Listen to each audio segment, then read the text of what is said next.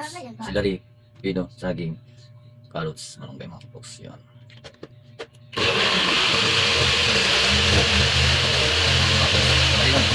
Hindi ang lupa, hindi bahay, hindi ari-arian ang tamang investment. Ang tunay na investment, katawan. Dahil pag ang katawan malakas at malusog, marami siyang magagawa para magdagdag ng kayamanan.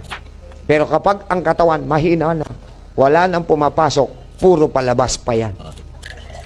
Ngayon, tanong, kailan ka nag-invest sa sarili mong katawan?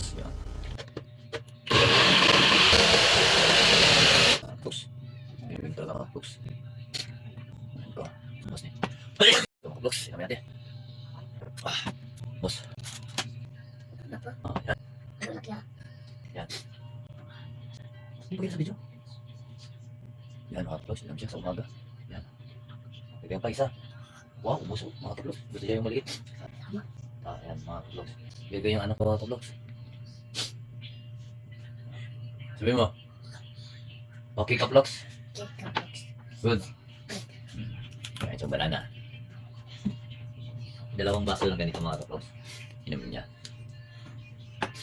Okay.